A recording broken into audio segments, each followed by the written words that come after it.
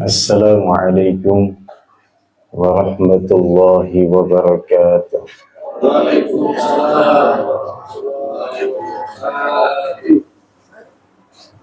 Bismillahi walhamdulillah wala hawla wala quwwata illa billah. Asyhadu an la ilaha illallah wa asyhadu anna Muhammadan abduhu wa rasuluh. Allahumma salli wa sallim ala sayyidina Muhammadin wa ala alihi wa ashabihi ajma'in, amma ba'du.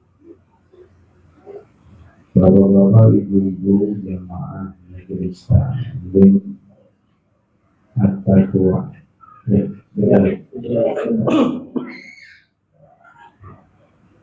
Yang dimuliakan Allah Subhanahu wa ta'ala. Semoga dalam hari ini Allah memberikan kepada kita ilmu yang bermanfaat dan hidup yang penuh dengan keberkahan. Amin. Pada pertemuan kita yang lalu, kita sudah membahas sedikit biografi penulis. Kemudian kita lanjutkan dengan pembahasan kata arkanul Islam. Dan yang sudah kita bahas dari 5 rukun Islam adalah bersyahadat sesungguhnya tiada Tuhan selain Allah dan sesungguhnya Nabi Muhammad utusan Allah.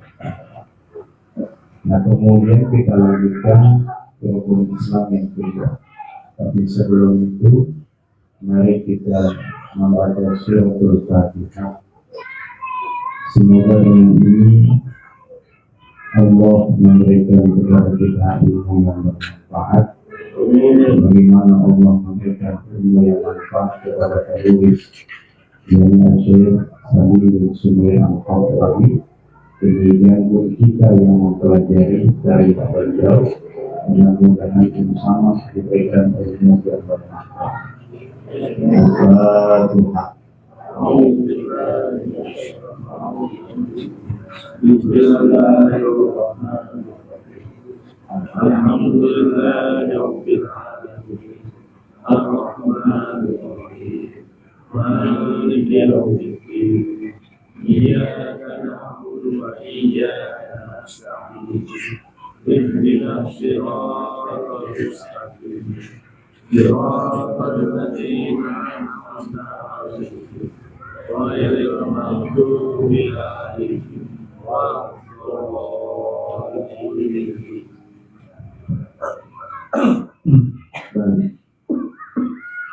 Rukun Islam yang kedua yakni wajib salati. Wajib dan mendirikan as-salati salat. Dalam hal ini tentunya kita semua sudah menghafal. Sejak kecil kita sudah belajar tentang fondasi agama kita. Salah satu di antaranya yakni rukun Islam. Nah, rukun Islam yang kedua ini adalah mendirikan sholat. Makna daripada mendirikan sholat itu, wahai afdal ibadatil badaniyah. Mendirikan sholat itu adalah ibadah yang utama yang merupakan ibadah badaniyah secara zahir wal batinah dan juga secara batin. Ini baca atas nama wahai afdalul ibadatil badaniyah wa ba'daha as-sawmu thumma al-hajj Kira-kira mendirikan sholat itu adalah ibadah badaniyah yang zahir yang utama. Nah, jadi kedudukan sholat di dalam ajaran agama Islam ini adalah suatu ibadah yang paling utama. Bahkan ketika nanti di saat kita ada di alam kubur, pertanyaan malaikat pertama kali terhadap diri kita adalah mengenai sholat. Sebegitu penting dan utamanya kedudukan sholat di dalam agama, maka kemudian wajib setiap muslim untuk mempelajari tata cara sholat, tujuan sholat, makna yang terkandung di dalamnya, baik secara zahir atau secara batin. Gitu ya. Nah, yang dimaksud dengan iqamah adalah bukan hanya mengerjakan, tetapi juga mendirikan atau menegakkan. Berarti di dalamnya ada sebuah pengertian dan pemahaman. Jadi orang yang menegakkan sholat itu adalah orang yang mengerti bacaan sholat dan memahami gerakan sholat. Jadi bukan hanya sekedar menghafal bacaan-bacaan sholat dan gerakan sholat.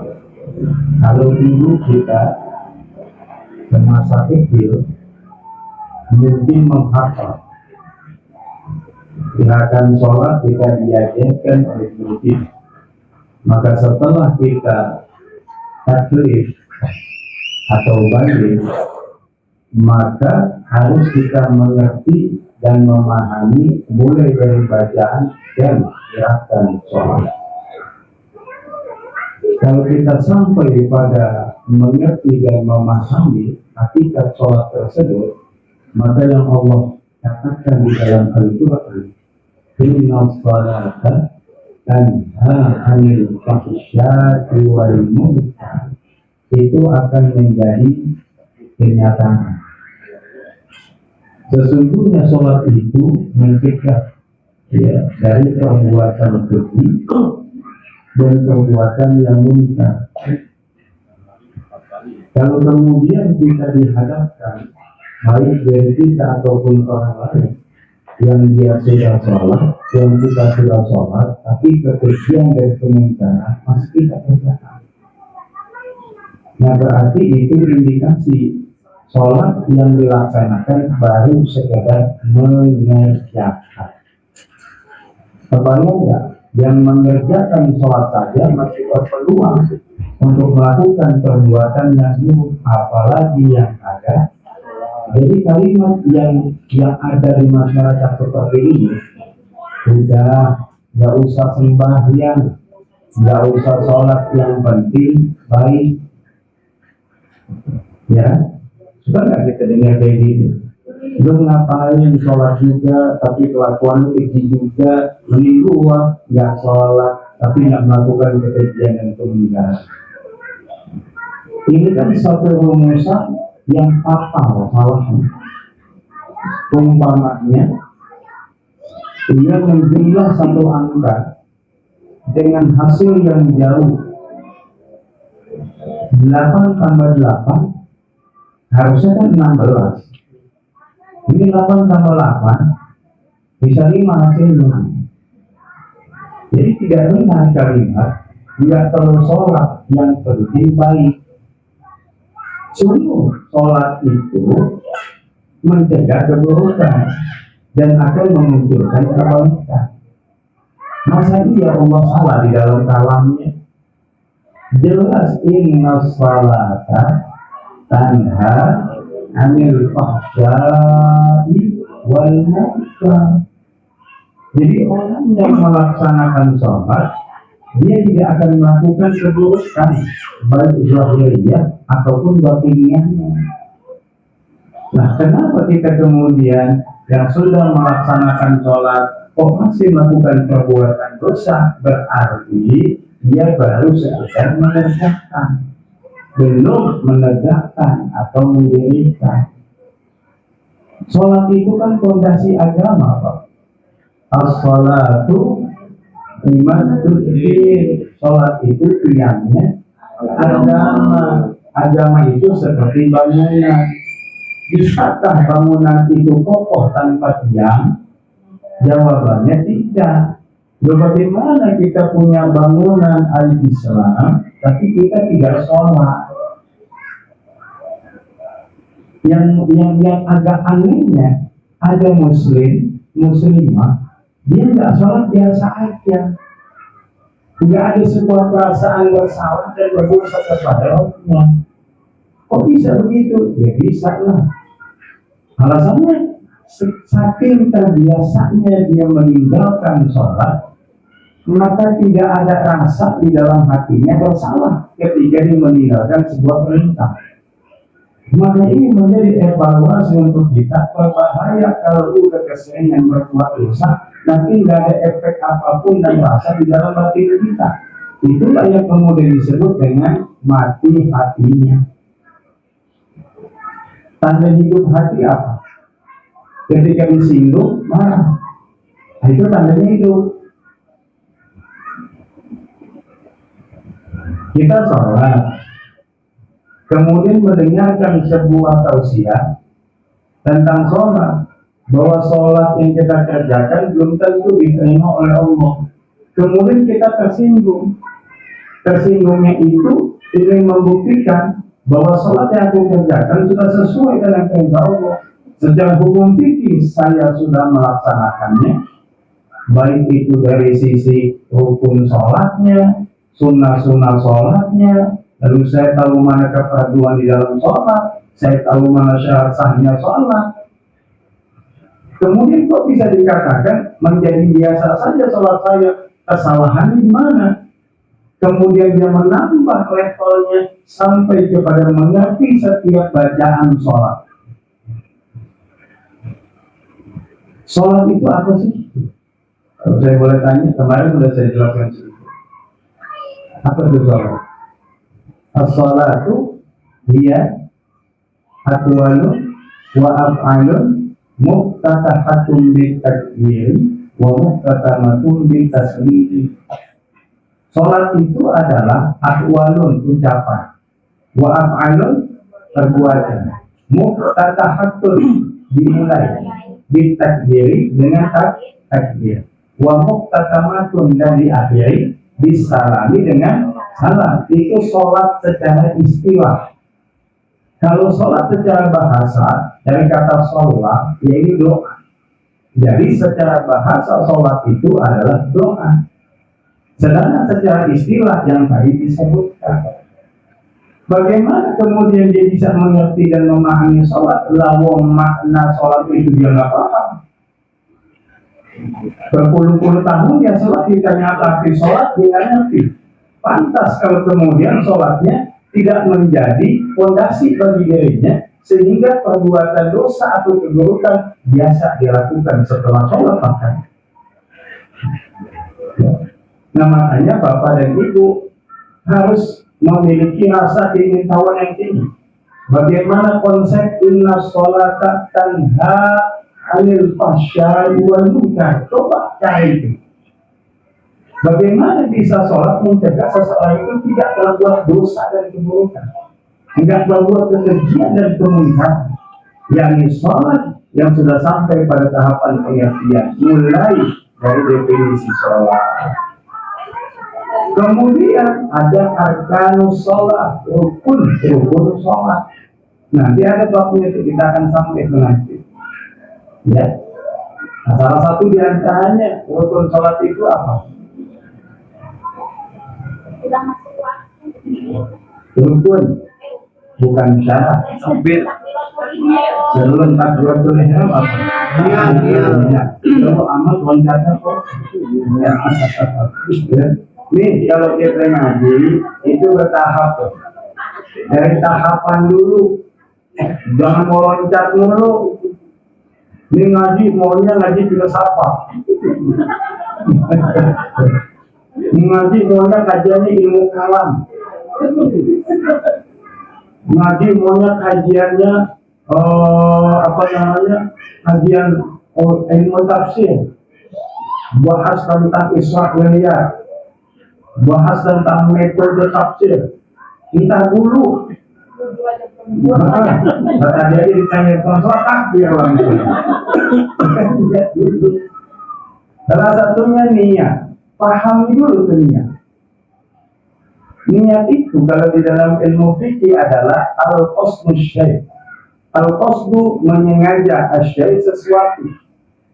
Berarti niat itu menyengaja melakukan satu perbuatan tertentu atas dasar perintah yang ada di dalam ajaran agama.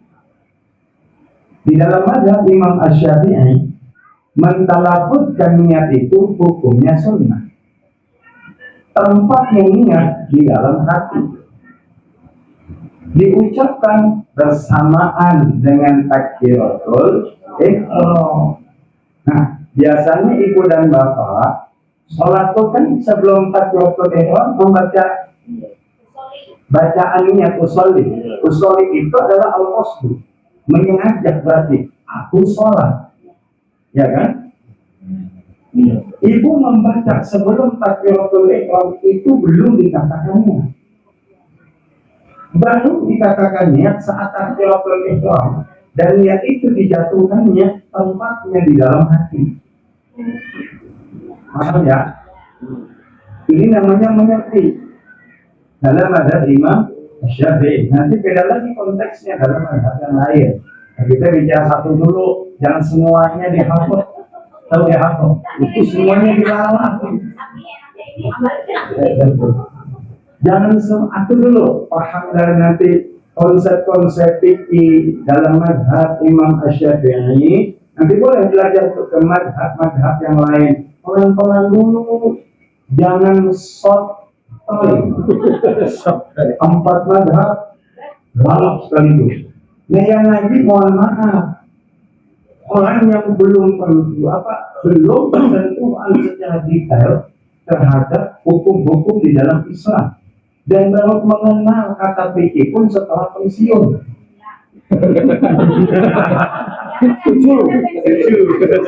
Kalau bapak kasih lu pasti bapak hidup.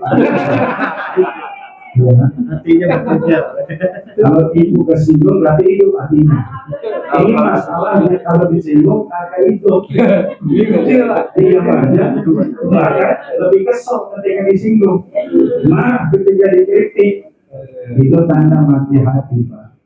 Kalau singgung, oh iya, belum saya baru kemarin pensiun kalau tahu namanya pikir, aku dulu pelan-pelan. Nah, kalau mazhab Syafi'i kan di Indonesia ini kan termasuk mazhab Makani. Mazhab Makani itu mazhab yang diikuti oleh orang setempat. Nah, kalau Bapak ingin nambah wawasan boleh belajarlah Pak mazhabnya Imam Ahmad, ya, Imam Abu Hanifah, Imam Maliki, boleh. Siapa bilang nggak boleh? Boleh. Boleh, silakan pelajari, kita punya pengetahuan. Nanti kita kupas metodologinya, perbedaannya ada di mana, pengambilan sumber yang sama kok bisa berbeda di dalam pemikiran, apa yang latar belakangnya, itu nanti belajar metodologi.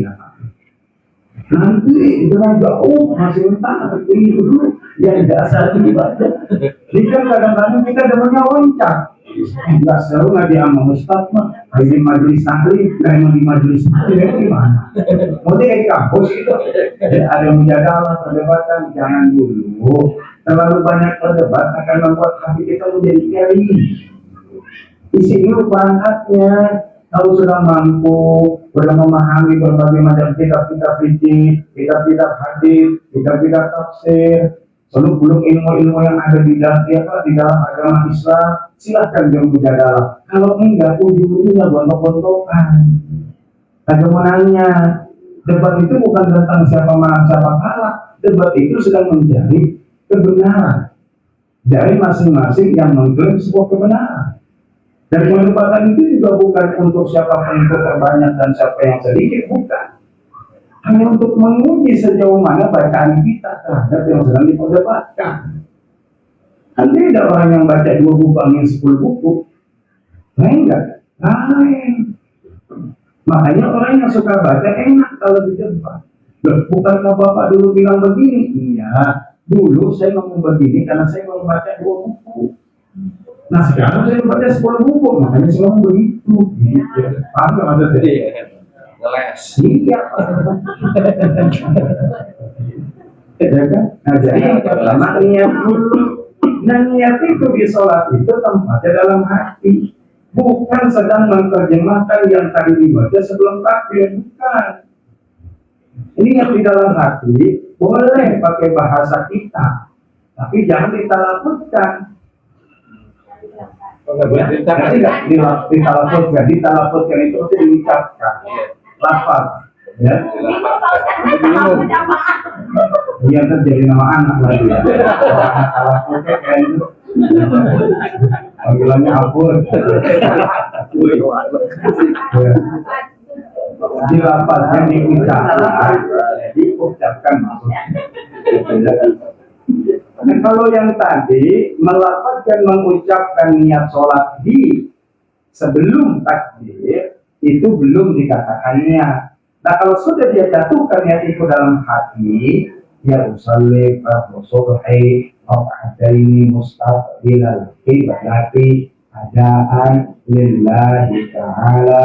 Sama nih, ya saat menyebut Allah jatuhnya dalam hati, itu namanya niat. Nah ini adalah sebuah proses mengerti. Nah kalau kemudian kita bisa mengerti bacaan sholat, ayat takbiratul ihram, Allahu Akbar, ini kan posisi sedang membesarkan Allah. Berarti selain Allah kecil, termasuk masalah kita. Agak aneh kemudian kalau ada orang yang sedemikian banyak dikasih nikmat oleh Allah, sholat masih lupa jumlah kebilangan rakaat.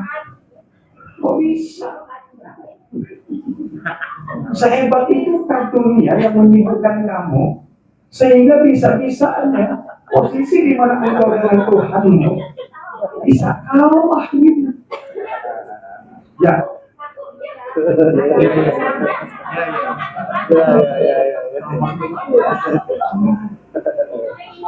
Padahal dikatakan, terutama jangan diingat di dalam sholat. Bayar di luar sholat lupa. Ini di dalam sholat di dunia. Memang ada satu riwayat bahwasanya ketika azan berkumandang, syaitan itu lari terkentut-kentut. Iya benar. Lalu dia datang lagi. Ya saat mau qomat pergi lagi. Saat mulai mendirikan sholat, mengerjakan sholat, datang lagi. Dan dia akan membawa sesuatu yang lupa baginya yang sholat akan ingat di dalam sholat. Nah berarti ketika ibu lupa jumlah bilangan rakaat, lupa bacaan, berarti memang ibu sedang ada dalam gangguan setan. Makanya kalau ulama-ulama dulu mengajarkan kalau kita sebelum sholat baca surah An-Nas, boleh nggak? Boleh. Kan belum sholat. Dikatakan udah sholat kapan? Oh, udah masuk dalam rangkaian sholat saat kita takbiratul ihram. Kalau belum takbiratul ihram, belum. Udah masuk sholat belum? Ibu, bapak udah siap-siap di atas sajadah, udah menghadap kiblat, tapi belum takbir, masih rapiin baju, rapiin kopiah, masih matiin handphone. Boleh nggak? Boleh, karena belum sholat. Apalagi baca An-Nas, boleh banget. Buat apa tuh? Berupaya untuk menghijabi, membentengi diri kita daripada gangguan syaitan. Ya, boleh Pak. Lawang sebelum sholat aja, belum takbir kita baca handphone, bahkan balas WA, boleh. Nah, belum takbiratul ihram. Kalau sudah takbiratul ihram, itu kalau boleh. Allahu Akbar. Ini dulu kelihatan. Batal sholat. Ya, karena abaikan semua. Nah tadi sudah melafazkan, mengucapkan Allahu Akbar, Allah Maha Besar. Berarti selain Allah kecil. Berarti dia mengerti. Nah, gerakan takbiratul ihram itu ya berarti bentuk penghormatan. Dia mengangkat semua urusannya, dia serahkan kepada Allah. Harusnya tenang dia. Ada masalah gelisah, gundah gulana. Lalu dia tegakkan sholat setelahnya harusnya tenang. Tapi kalau makin kacau, ya berarti kacau sholatnya. Dia tidak sampai pada tahap pengertian dan pemahaman. Itu sholat. Itu dulu dipahami. Karena tidak ada satu ibadah yang lebih utama kecuali sholat. Jangan dianggap enteng, Pak. Nah, kita suka anggap sepele sholat. Karena suka inti-inti. Iya, adalah si panjang waktunya sombong amat. Kita kayak yang hidup aja menit berikut. Nah, yang umum dari yang tahu. Kalau kita ada masuk di waktu sholat, kemudian kita mengabaikan waktu tersebut dan tidak segera untuk melaksanakannya, ketika kita mati, maka terhutang kewajiban kita kepada Allah. Tuh. Kecuali dalam kondisi yang sangat urgent. Bapak Ibu dokter bedah, lagi bedah datang waktu sholat. Tadinya dia pamit dulu sama pasien, maaf ya, saya sholat dulu. Tuhan saya sudah panggil. Itu lagi mau dibelek jantungnya. Yang kayak begitu boleh kemudian dia tangguhkan dulu. Sebab ini bersangkutan dengan keselamatan dan nyawa seseorang. Jadi jangan takut ya dalam hal ini. Jadi kalau kurang tercoba tinggalkan semua. Iya, yang bisa ditinggalkan. Ibu jaga toko, bapak jaga warung. Adzan, Allah tutup, kan masih bisa. Nanti kalau berdoa atau melakukan pekerjaan yang tidak bisa ditinggalkan, bagi bikin jembatan gantung lagi ngebaut, agak tinggal berapa semua. Ya artinya jangan takut-takut amat, boleh menangguhkan kalau ada sesuatu yang urgent dan berkaitan dengan nyawa manusia. Ustaz kita rapat, rapat apa? Ya apa ini tentang kemenangan?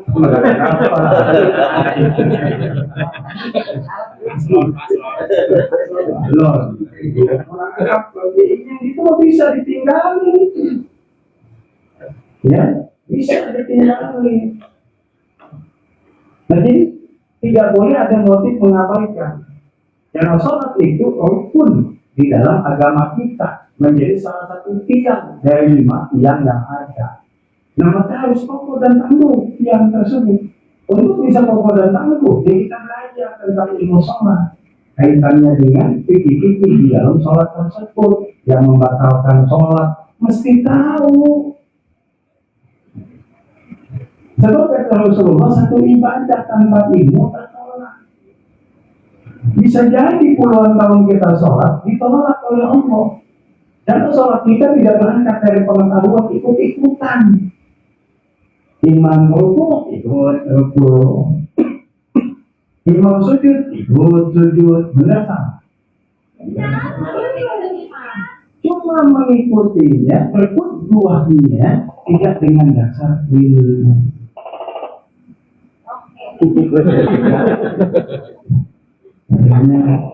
Karena selesai.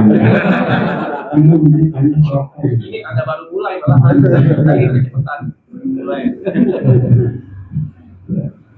Mengikuti benar, tapi tahukah kamu sebagai makmum mengikuti imam hukumnya apa? Ada yang mentang-mentang dia berjamaah, nggak ngerti, kamu jadi sangka ngerti kan? Ketika imam sujud, dia bangkit tuh, masuk rakaat yang berikutnya, itu masih sujud. Karena sujud adalah suatu keadaan di mana kita dekat dengan Allah, betul, tapi penempatannya kurang tepat ketika berjamaah. Nah, imam udah hampir baca Al-Fatihah setengah, dia masih sujud. Kalau imam sudah sampai baca waladzallin, amin, dia masih sujud, maka dia telah tertinggal 2 rukun. Yang pertama qiyam, yang kedua membaca suratul Fatihah, maka dalam mazhab Imam Asy-Syafi'i orang tersebut batal sholat berjamaah. Jadi jangan sok-sokan Pak, kalau imam bang ikut juga, ya usah pakai orang sujud, aku nggak ada menemani imam. Cepat banget, jadi memang ada rukun yang cepat Pak, rukun yang pendek dalam mazhab Syafi'i. Rukun, sujud, duduk di antara kedua sujud itu nggak boleh lebih panjang daripada bacaan suratul Fatihah. Maka di dalam Syafi'i itu namanya rukun qasir, rukun pendek. Kayak gitu. Kalau mau dia sujud. Nah, yang lebih kacau lagi, sholat melihat imamnya nggak demen. Ditinggalkan dulu, nunggu dulu di depan sholat. Selesai kalau dia sholat rombongan, ya aneh lah gitu. Kenapa bisa demikian? Kurang memahami hal-hal yang berkaitan pengetahuan di sholatnya. Sholat berjamaah itu kan sholat ngumpul, sholat bersama-sama. Nah, kenapa kemudian itu bisa dipisah-pisah? Sebab imamnya beda apa yang kita. Ini maafkan lagi rame. Imamnya beda membuat pokak kemudian. Nggak prinsip. Wah, imam baca Fatihahnya nggak sesuai. Entar dulu. Jangan-jangan tuh imam baca qiraah lain. Bisa jadi dia pakai wajahnya imam waros. Ya, kalau kita biasanya imam hafaz. Bisa jadi beda-beda bacaannya. Telaah dulu. Kalau kita sedang menganggap orang lain lebih kecil daripada kita, itu kebodohan namanya. Tapi kalau kita sudah bisa menganggap orang lain jauh lebih daripada kita, itu namanya kepandaian. Tuh, itu enak. Jadi jangan kemudian bikin jamaah di tengah-tengah jamaah. Jangan bikin negara di dalam negara. Jangan bikin efek di dalam efek.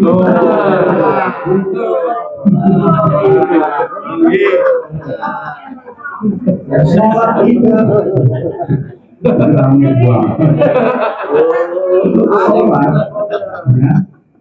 Sholat ini di samping adalah satu hal yang utama dalam ibadah bagi seorang muslim. Sholat memiliki nilai falsafah hidup yang sangat luar biasa. Coba saya tanya, yang guru sekolah di sini siapa? Nggak ada, ibu guru sekolah. Baik, setiap Senin ada upacara atau enggak?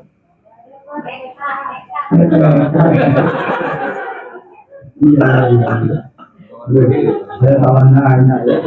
Orang tanya dulu guru apa? Benar. Benar salah. Gini Pak. Umumkan kalau di SD, SMP, SMA, di tiap Senin itu ada upacara kan? Ya kan? Betapa susahnya wali kelas dan guru yang lainnya untuk mendiamkan dia aktif di dalam barisan sholat. Perlu waktu sekian menit untuk bisa tenang dan aktif anak. Bising masih. Tetapi perhatikan sholat berjamaah, hitungan detik. Yang tadinya ramai, yang tadinya bising, bisa langsung set. Ketika imam mengumandangkan kalimat takbiratul ihram, Allahu. Kalau imam yang bermadzhab Syafi'i cenderung panjang takbiratul ihram. Kenapa? Karena tadi menjatuhkan niat dulu bersamaan dengan lisan dia, dengan hati dia mengucapkan niat, selesai baru akbar. Berapa panjang Allah yang kita baca dalam takbiratul ihram? Paling panjang 15 harokat. Dijelaskan dalam kitab Fathul Wahab. Jadi boleh itu sampai 15, lebih jangan. Ya, jangan, itu maksimal Pak. Bukan harus segitu. Itu maksimal. Lebih nggak boleh nanti. Jangan Allah.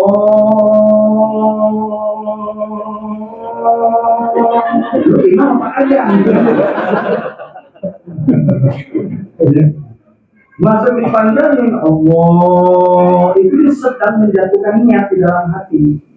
Ini dalam mazhab Imam Asy-Syafi'i. Nah kalau dalam mazhab imam yang lainnya enggak. Karena menuju masjid hendak melakukan sholat sudah jatuh niat namanya. Tapi kalau dalam mazhab Syafi'i kita berangkat berencana untuk sholat baru azam namanya. Azam itu keinginan kuat melakukan perbuatan yang baik namanya azam. Nah, saat kita ada di waktunya di tempat melaksanakannya sudah menghadap kiblat kalau urusan sholat, lalu kita baca takbir itu baru namanya niat.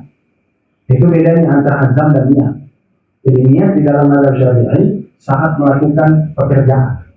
Kalau menuju pekerjaan, rencana untuk pekerjaan namanya azam. Ada contoh begini, ntar malam saya mau sholat tahajud, nah itu azam. Kalau dalam mazhab Syafi'i, antar dia bangun keturunan, lalu dia lakukan untuk sholat, baru itu namanya niat. Nah azam pun memiliki kebaikan di dalamnya, karena rencana untuk melakukan kebaikan. Itu bedanya. Nah kalau yang di luar mazhab Syafi'i biasanya langsung deh Allahu Akbar. Nah gitu tuh. Ya karena dia sudah menganggap yang dia lakukan itu sudah sekaligus dengan niat. Itu aja bedanya. Nggak ada yang salah-salah di sini, nggak ada. Yang salah-salah itu yang kagak ngaji. Demat jangan nyalahin dulu. Kalau yang ngaji nggak mungkin, kenapa? Dia ada di dalam kelas keilmuan. Dia ada di kelas pengetahuan. Maka di dalam dunia pengetahuan terbuka, nggak ada disuruh nyalahin. Bahkan secara filsafat, kalau Bapak ingin bilang 1 tambah 3 adalah 11, silakan aja. Silakan, nggak salah tuh, cuma tanggung jawab. Nggak tanggung jawab. Kalau nggak bisa bertanggung jawab, dia ikut kesepakatan secara umum. 1 tambah 3 ya 4, berarti sekitar putih. Situ mau ubah 6, silakan. Maaf, saya ngomong angka, jadi nggak enak. Sensitif masalah.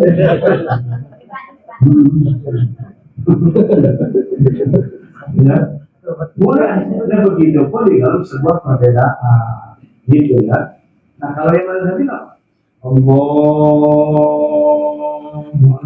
Imam, ya alasannya sedang menjatuhkan niat bersamaan dengan lafaz takbiratul ihram. Paham juga ini ya. Nah ketika imam melafazkan Allahu Akbar, langsung barisan mati.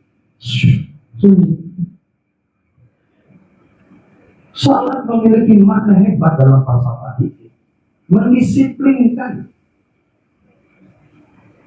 Makanya saya menghayal itu, kalau saya punya sekolahan pribadi, di sekolah saya mungkin pertama tanpa absen. Ya, karena absen hanya pemborosan dalam pembelian daftar buku absen. Karena setelah dia naik kelas tidak ada gunanya lagi itu, ada absen. Lalu apa kaitannya kehadiran dengan nilai? Agak aneh juga tuh. Oh ini rajin, nilainya 8, padahal nggak begitu cerdas. Nah yang cerdas jangan masuk, karena banyak ikut kegiatan di luar. Enggak ini mah. Kalau saya, yang lain mah jangan ikutin saya, ini saya. Ya, nggak perlu ada absen. Alasannya apa? Anak ini sholat. Anak ini kita ajak sebelum masuk sekolah, kita ajak mereka sholat duha. Sholat itu adalah melatih kedisiplinan. Sebagaimana absen pun melatih kedisiplinan. Maka antara absen dan sholat jauh lebih tinggi nilainya sholat ketimbang absen. Begitupun kalau saya punya perusahaan. Nah, kalau saya nggak perlu absen. Saya akan gaji sesuai dengan kehidupannya dia. Makanya saya nggak pernah punya perusahaan.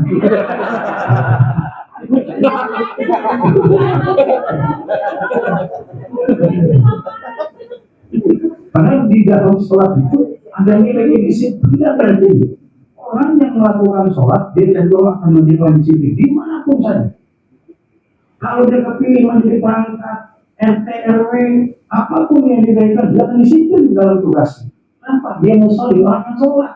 Tapi jangan pernah memberikan sebuah amanah besar kepada seseorang yang dia tidak melaksanakan sholat. Ya Tuhannya saja dia khianati, apalagi Anda. Ya, pilih ketua RT yang kita lihat sholat mulu di masjid sama di sholat. Alhamdulillah Ustaz. Kalau RT kita di masjid mulu, dulu di masjid dulu mah. Dan yang tadi ganti lampu doang. Dan memang isu tenda dia menang.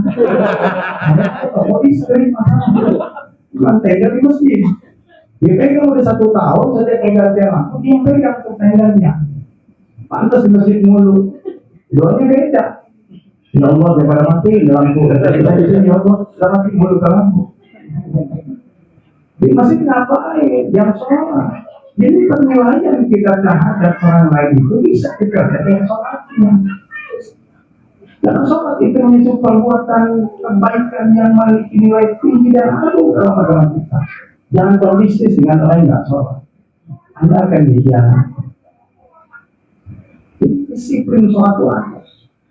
Yang kedua, di dalam sholat itu diajarkan kebersihan, baik jasmani atau rohani. Sama sholat kita kalau kita nggak wudhu. Tidak. Di dalam wudhu atau sholat itu kebersihan fisik. Anggota yang selalu tampak dan kelihatan, yang cenderung itu kena debu dan lain sebagainya, itu dibasuh. Tangan, muka kita tertutup apa kebuka? Bukan. Kalau yang dia tutup dengan cadar boleh. Jangan dikatain. Oh, ada teroris itu. Situ yang ngomong berarti teroris. Enak aja. Memang begitu. Kita kan memperlihatkan wajahnya boleh nggak? Boleh juga. Saya tidak termasuk Allah wajahnya. Gitu ya. Biasanya kita kebersihan bayangkan dalam 1 hari 5 kali kita mencuci. Wajah kita basuh, tangan kita basuh. Sebagian kepala keringat suka numpuk di sini dibasuh, dibersihkan dari keringat yang kotor itu. Lalu kaki kita yang pas nempel di bawah akan nempel ke berbagai macam debu atau bakteri. Kita bersihkan. Di dalam sholat ada nilai kebersihan yang hakiki antara jasmani dan rohani. Maka orang yang sholat dia akan menjadi orang yang senang dengan kebersihan, senang dengan keindahan. Aneh juga kalau dia sholat rumahnya berantakan. Aneh juga kalau dia sholat pakai baju serampangan. Dia nggak melihat tentang estetika keindahan. Baju biasa saja boleh, tapi punya tempat. Bicara tentang pakaian di dalam Al-A'raf ayat 31 Allah sudah tegaskan. Ya bani Adam khudhu zinatakum 'inda kulli masjid. Wahai anak-anak Adam, pakailah perhiasanmu yang bagus ketika memasuki masjid. Perhiasan yang dimaksud itu kata ulama di dalam tafsirannya adalah pakaian. Di sana ada menutup aurat, ada kepatutan dan kepantasan. Jadi jangan disamaratakan. Kalau kita olahraga udah punya foksi pakaiannya tuh, ya kan? Olahraga pakaiannya kaos. Kalau enggak dia suka pakai apa tuh? Yang suka sepeda pakai jersey. Jangan sholat pakai jersey.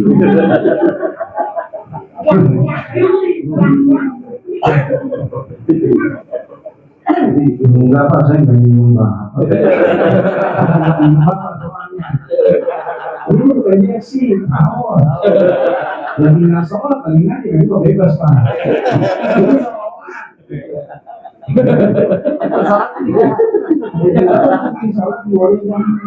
Apalagi pakai baju partai politik.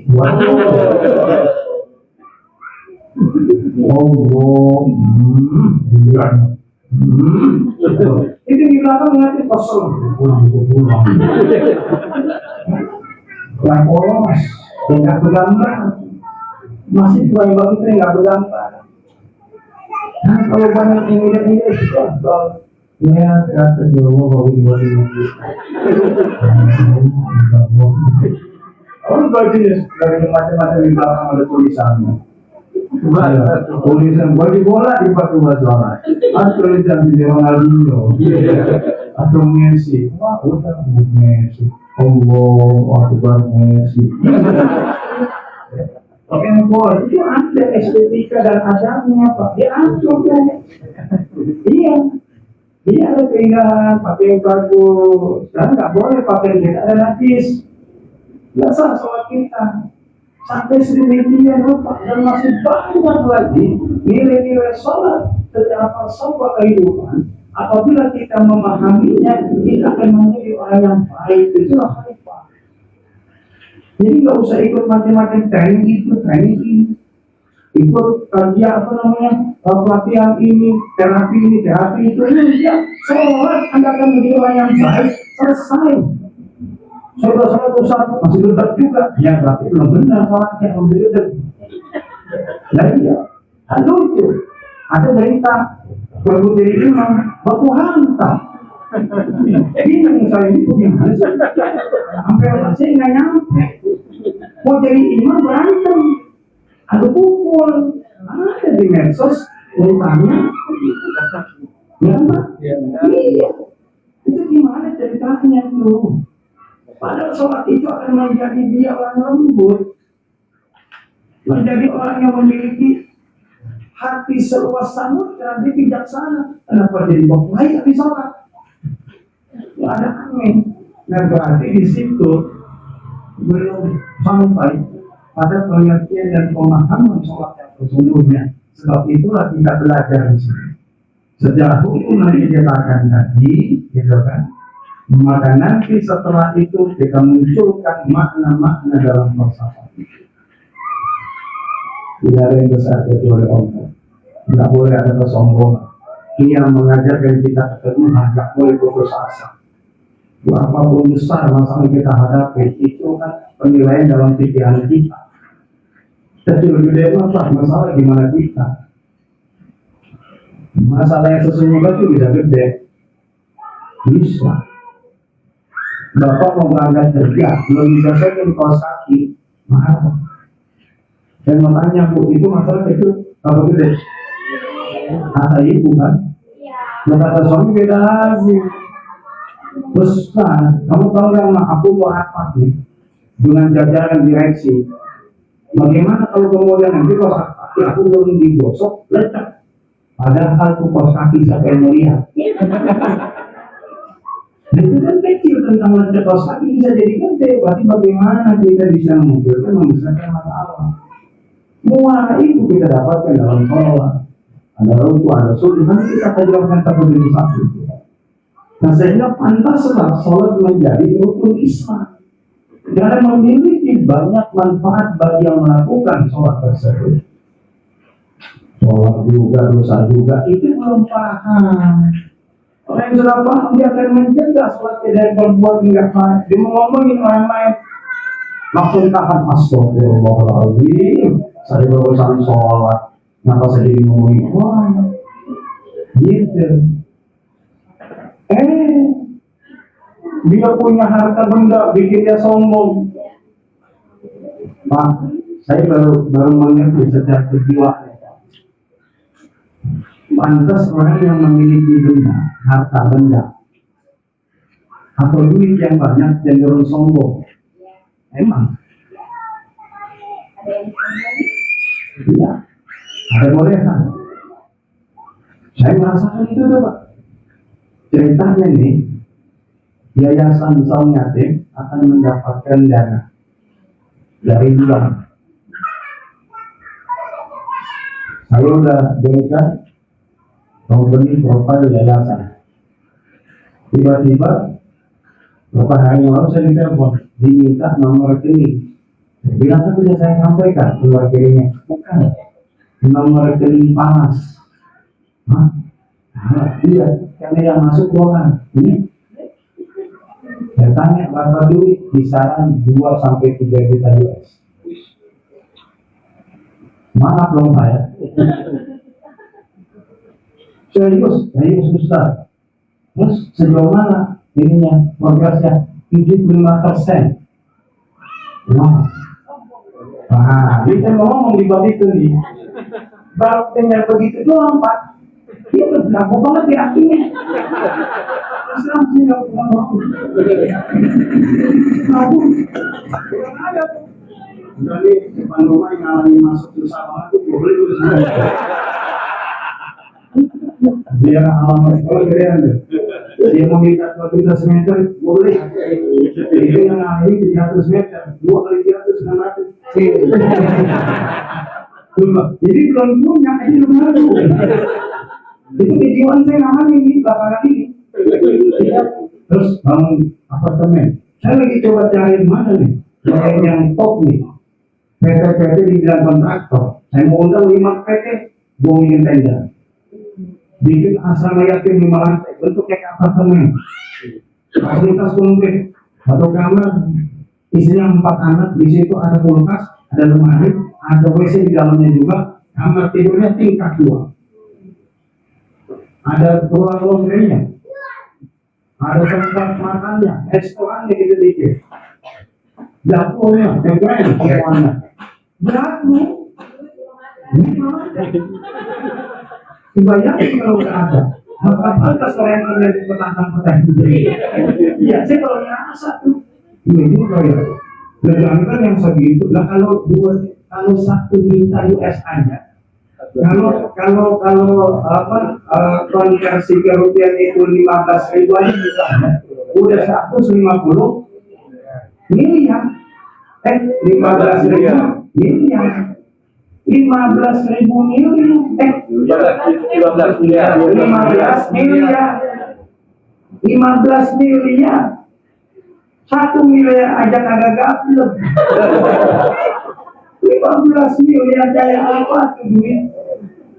Dan ini bisa sampai di angka 40 M lebih. Perhatikan hitungannya. Gimana nggak boleh? Saya baru kebayang pantas kaum sombong. Ya, pantas kaum sombong.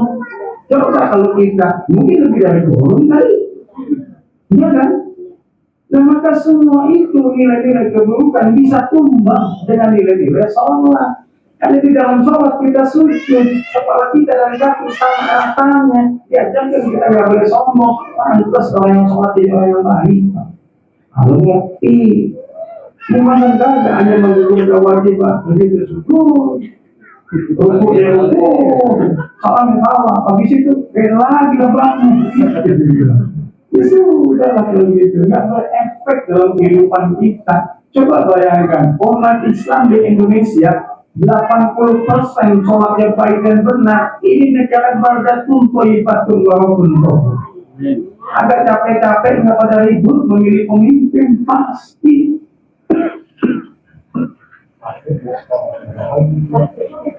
Nah, kita kan orang yang sholat ya, jangan ribut urusan itu. Ya, jangan ribut. Tenang aja udah, serahkan kepada Allah. Kalau kita orang yang berobat, tajir, insya Allah Allah akan kasih pemimpin yang baik. Jadi kalau kita masih bangga dan bergelimang dosa dan tidak mau obat-obat, apa kata Rasulullah? Salah satu adab Allah kepada satu kaum, dia akan kirimkan pemimpin yang baik di kaum tersebut. Jadi kalau ini pemimpin yang baik, mau rame-rame pada kampanye mulu, rame-rame taubatan nasihat, taubatan nasional. Allah akan kirimkan pemimpin yang baik.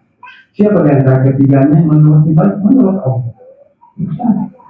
Ini ribut. Yang kondisi begini sensitif Pak, saya kalau memang suka sama pun. Padahal tidak akan memihak, saya cuma punya hak, bukan memihak. Saya punya hak, Bapak punya hak, udah. Walaupun beda ngaji lain lagi babnya gitu. Jangan campur aduknya. Ustaz itu ya bukan Ustaz jadi itu kesana. Terus kalau punya pilihan masa saya nggak boleh punya pilihan aneh mikirnya. Sama betul nggak? Harusnya sama semuanya yang penting sama dalam tobat. Sudah selesai. Nah jadi banyak sekali nilai-nilai kehidupan yang bisa kita dapatkan di dalam sholat. Kalau kita mau mengerti dan memahami. Insya Allah. Baik, kita bahas satu-satu aja dulu, gitu kan. Kemarin sudah syahadat, kita sholat, maka nanti kita akan membahas pada rukun Islam yang ketiga. Insya